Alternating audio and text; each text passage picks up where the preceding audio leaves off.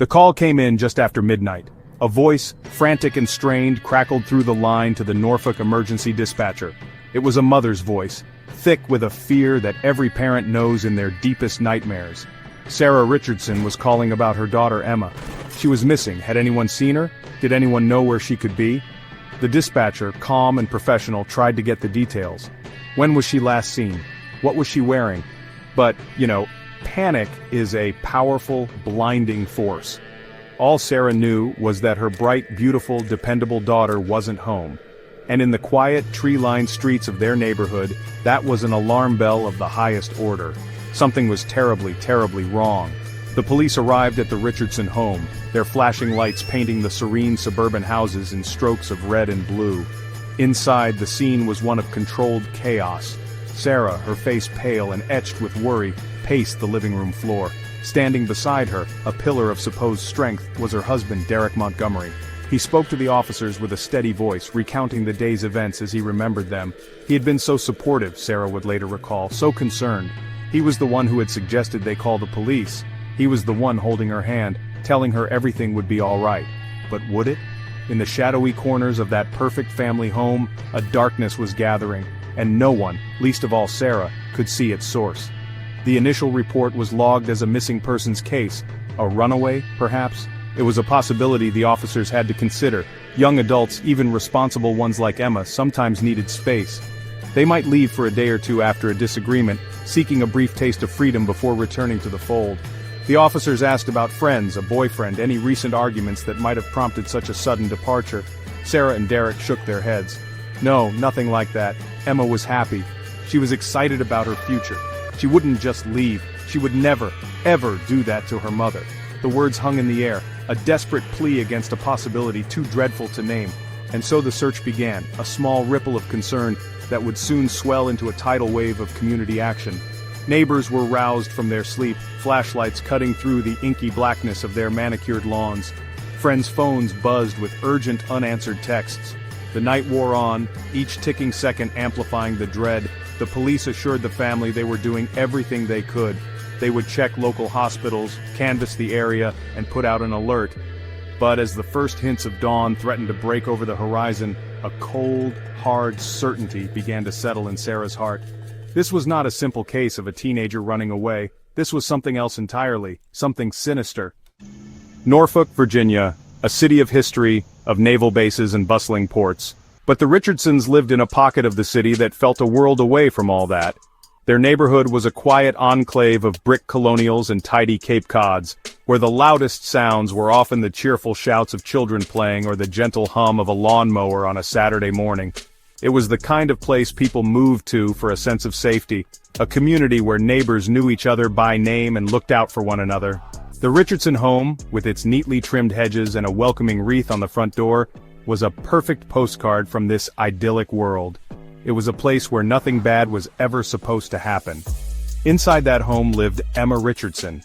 At 19, she was on the cusp of everything. A sophomore at Old Dominion University, she was smart, driven, and full of a quiet passion for marine biology. Her dream was to work at the Virginia Aquarium, to spend her days surrounded by the wonders of the deep. She was the kind of daughter every parent wishes for, responsible, kind, and deeply devoted to her mother, Sarah. They were more than mother and daughter. They were best friends, sharing everything from late-night talks to a love for old movies. Emma was the steady, shining star in her mother's universe, a constant source of pride and joy. Her room was a reflection of her personality. Books on oceanography were stacked neatly on her desk, alongside photos of her friends and a collection of seashells she had gathered over the years.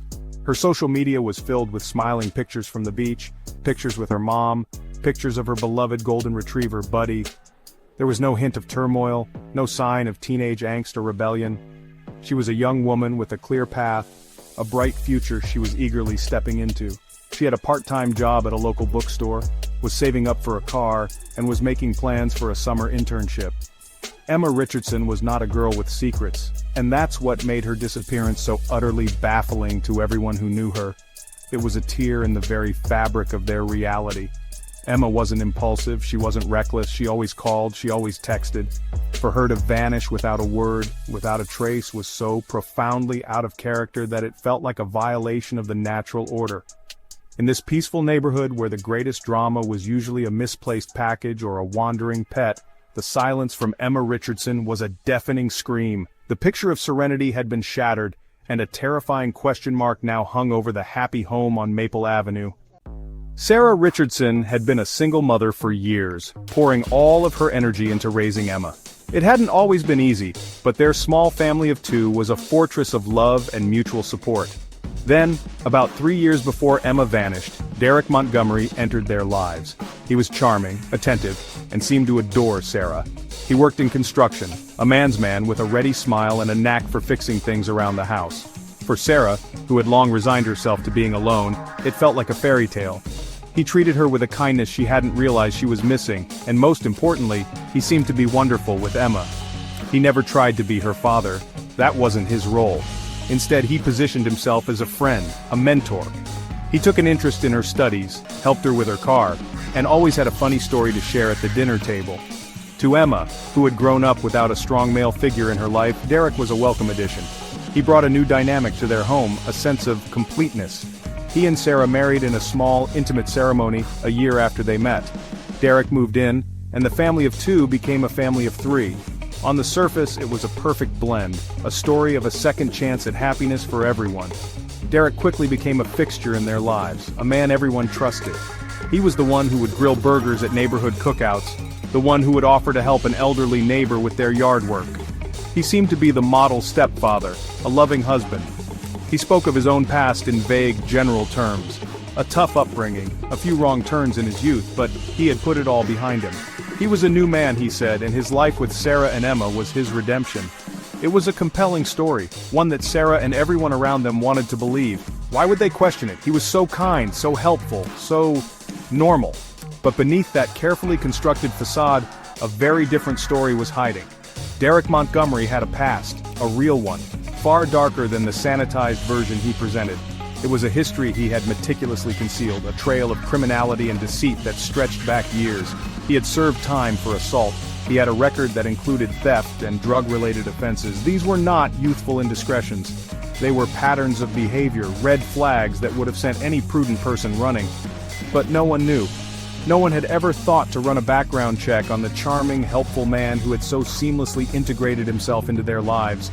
And that lack of curiosity would prove to be a fatal mistake. The day Emma disappeared began like any other Tuesday. It was a mild June morning, the kind that hinted at the long, lazy days of summer to come. Emma had an early class at the university, and she was up and out of the house before Sarah even had her first cup of coffee. She left a quick note on the kitchen counter, a common practice for her. "Mom, gone to class, will be at the library this afternoon, home for dinner, love, E." It was simple, routine, another small thread in the predictable tapestry of their daily lives. Sarah smiled when she saw it, placing it on the refrigerator with a magnet, never imagining it would be the last note she would ever receive from her daughter. Emma went about her day with her usual efficiency. University records confirmed she attended her 9 a.m. marine biology lecture. Friends saw her at the campus library around lunchtime where she was studying for an upcoming final. She seemed perfectly normal, focused, and in good spirits. She exchanged a few texts with friends, making loose plans for the weekend. The last message anyone received from her was a text to her mother at 3:15 p.m. It read simply, "Hey, heading home soon, see you in a bit." It was a message of pure, unadulterated normalcy. A daughter checking in with her mom, and then, silence. Back at the house, Derek was home. He told police he had been working on a project in the garage for most of the afternoon. He said he saw Emma arrive home around 3:45 p.m. According to his initial statement, she seemed a bit quiet, maybe a little stressed about her exams. He claimed she went straight up to her room. A short while later, he said, he heard her leave again. He assumed she was heading out to meet friends, something she often did. He didn't think anything of it. It was only later, when Sarah arrived home from work around 6 p.m. and Emma wasn't there, that the first tiny seed of worry was planted. As the hours ticked by, that seed began to grow. 7 p.m. came and went. Then 8 p.m. Sarah called Emma's phone, but it went straight to voicemail. She texted, but there was no reply. This was unusual. Deeply unusual. Emma was glued to her phone, like most teenagers. For her not to answer was strange. For her not to reply to a text was unheard of. Derek tried to be reassuring. "She's probably just at a friend's house and her phone died. he suggested. "She'll be home soon." But as the evening deepened into night, his calm reassurances began to sound hollow, and the ordinary day had morphed into a waking nightmare.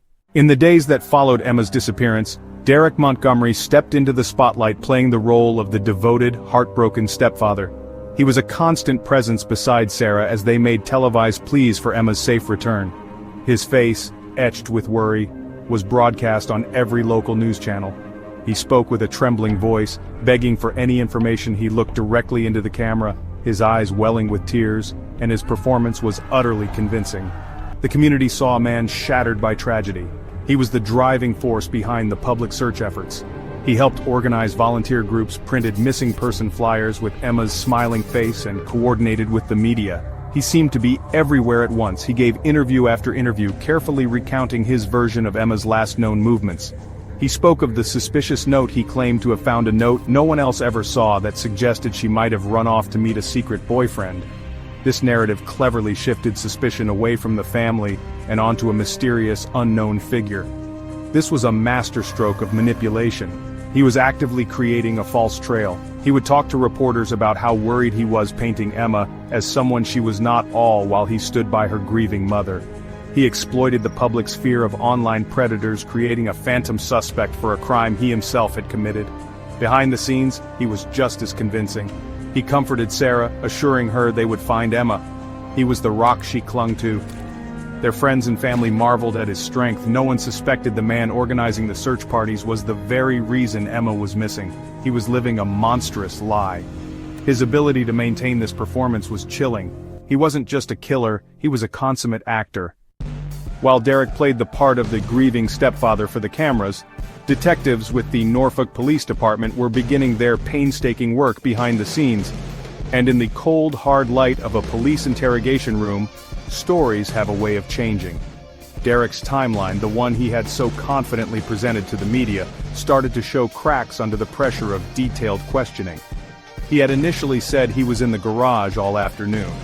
But when asked for specifics, what tools he used, what project he was working on, his answers became vague and evasive. He couldn't quite remember. He got flustered. For a man who worked in construction, his lack of detail was a small but significant red flag. The investigators were patient. They let him talk. They asked him to go over the events of that Tuesday again and again. And with each retelling, tiny inconsistencies emerged. The time he claimed to have last seen Emma shifted slightly. The details of her mood, her demeanor changed.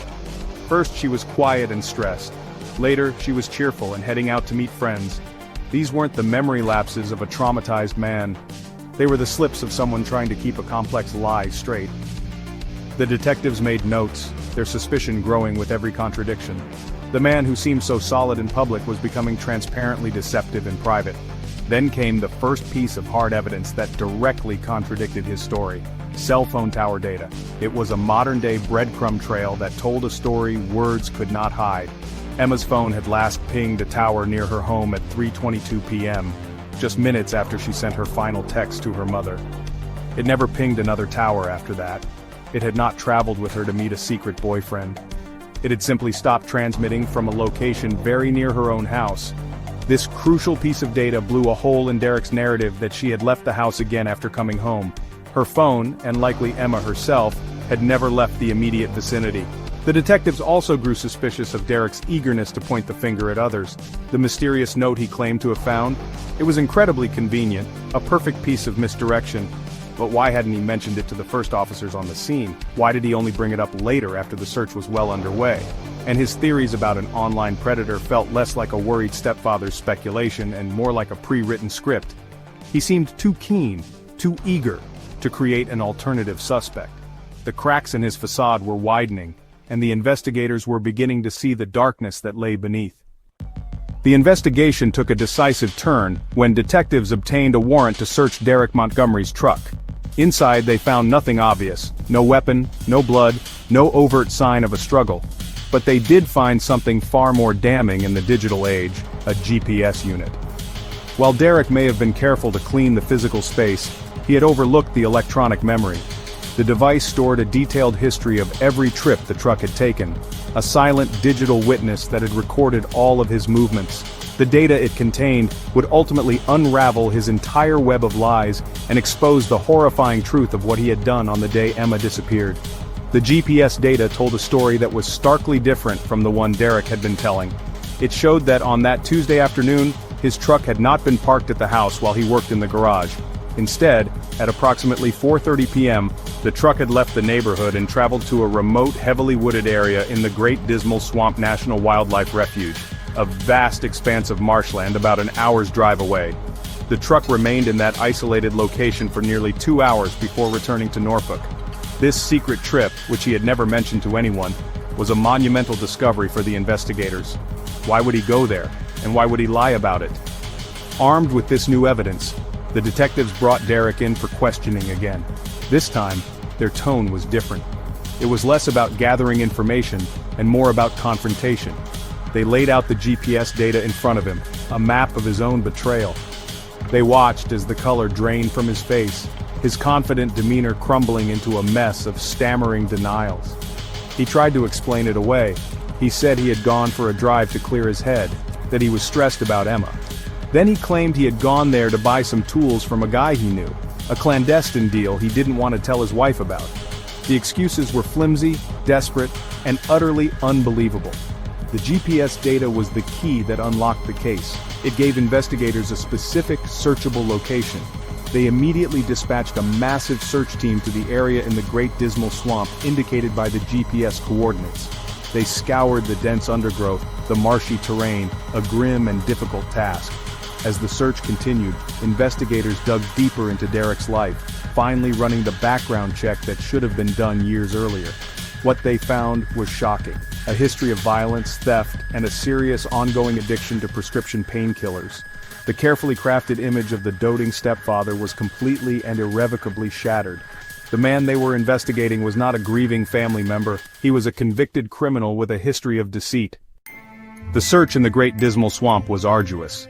The terrain was unforgiving, a maze of thick brush and stagnant water. But guided by the precise GPS coordinates from Derek's truck, the search team knew exactly where to focus their efforts. And there, in a shallow, hastily dug grave hidden beneath a pile of branches and leaves, they found her. Emma Richardson.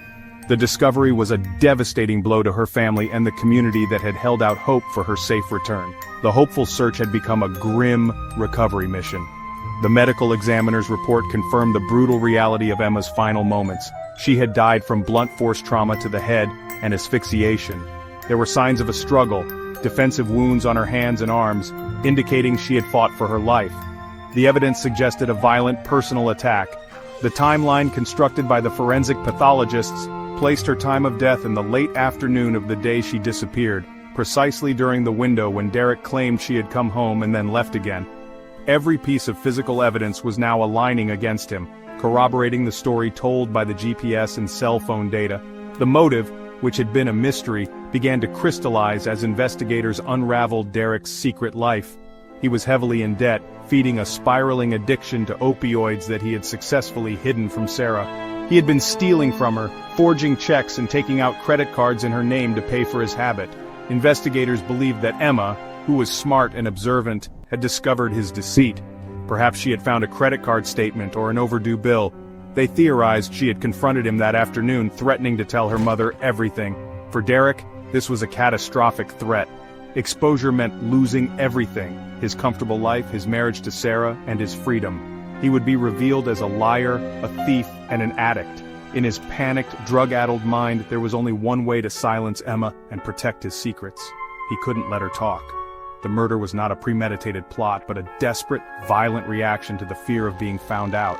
His elaborate cover-up, the fake note, the secret boyfriend story, and the public performance of grief were all part of a frantic attempt to escape the consequences of his horrific actions. The secret he killed to protect was now laid bare for all to see. With the evidence stacked against him, the GPS data, the cell phone records, the financial crimes, and the discovery of Emma's body, Derek Montgomery was arrested and charged with first-degree murder. His trial was a somber affair, drawing intense media attention. The prosecution methodically presented its case, painting a portrait of a manipulative predator who had wormed his way into a trusting family only to betray them in the most horrific way imaginable. They walked the jury through the timeline, presenting the digital evidence as an irrefutable witness that placed Derek at the scene of the crime and exposed his every lie. The defense team attempted to argue that the evidence was circumstantial. They tried to suggest that someone else, perhaps the mythical secret boyfriend Derek had invented, could have been the real killer. They attacked the credibility of the police investigation and tried to create reasonable doubt, but the mountain of evidence was too high to climb. The GPS data was undeniable. The financial records proved his motive.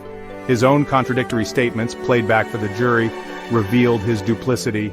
His performance had run its course, and under the harsh lights of the courtroom, there was nowhere left for him to hide.